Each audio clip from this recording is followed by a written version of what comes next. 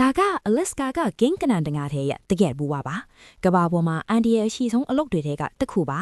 အာတစ်အနီးကဘာရင်ပင်လေးကရက်ဆက်ကျမ်းကျွတ်ပါတယ်အေခဲနေတဲ့လေတွေပြင်းထန်တဲ့လှိုင်းတွေနဲ့အသက်အန်ဒီရဲ့ရှိတဲ့အေးတာဒါပေမဲ့ဆူလပ်ကရောကြီးမားလိုက်တာဒီဖမ်းမိမှုကစချင်ချိုးသွားတယ်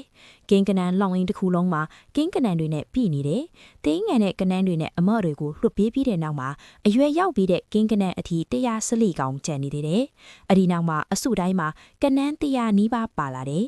အဲ့ဒါကကောင်းတဲ့ဖမ်းမိမှုတစ်ခုတည်းမဟုတ်ပါဘူးတမှုတရားတွေကရွှဲရွေကိုဆွဲထုတ်နေရတယ်လို့ပါပဲဖမ်းမိတဲ့ပစ္စည်းတွေကညင်နဲ့အထီရောက်လာပြီပဲမုံတိုင်းကပိုဆိုးလာတော့တင်းမိုးသားတွေကတွန်းထုတ်လိုက်ကြတယ်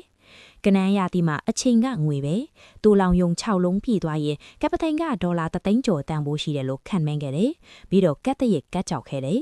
ပြင်းထန်ရက်တုံခါမှုတွေကတင်ဖို့ပဲ့ပိုင်းကိုလှုပ်ခါစေတယ်ပန်ကပျက်စီးသွားတယ်ကပတိန်ဖီလ်ကစစ်ကန်းကိုပြန်သွားဖို့ပဲရွေးချယ်စရာမရှိဘူးရေငုပ်သမားတယောက်ကအစစ်ဆေးဖို့အောက်ကိုဆင်းသွားတယ်ပန်ကရွက်တကုတ်ကျိုးသွားတယ်ပိုဆိုးတာကအစားထိုးပစ္စည်းတွေကိုဒေတာတွင်းမှာမရနိုင်ခဲ့ဘူးပန်ကအစ်စ်ကို Anchorage ကနေပြန်လာရတာကြောင့်အဖိုးတန်ရက်တွေနဲ့ဒေါ်လာထောင်များစွာကုန်ကျခဲ့တယ်၃ရက်အကြာမှတင်ပေါ်ရုံလာတယ်ဒါပေမဲ့ဘူးကိုဖွင့်လိုက်တဲ့အခါအစိပ်ပိုင်းမှားနေတယ်ဘဲဘက်ပန်ကအစားညာဘက်ပန်ကတလုံးပို့လိုက်တာဒါကကပတိန်ဖီလ်ကိုဒေါ်လာထွက်ပြီးနှလုံးဖောက်လူနေပါဖြစ်စေခဲ့တယ်အမ်ဘဂစ်အစားအထိုးရရင်တော့အချိန်နဲ့အမျက်ဆုံးပြီးအညာကြီးဆုံရှုံသွားပြီ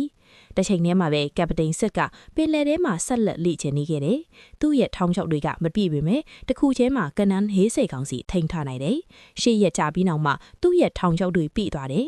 ကင်ကနန်း2လောင်ပေါင်လဲပါပဲတပေါင်ကို$10နဲ့ဆိုဒေါ်လာ2သိန်းတန်တင်ပေါ်တစ်စင်ပါဒီဗီဒီယိုကိုနှစ်သက်တယ်ဆိုရင် like share နဲ့ subscribe လုပ်ပြီးအားပေးကြပါအောင်နော်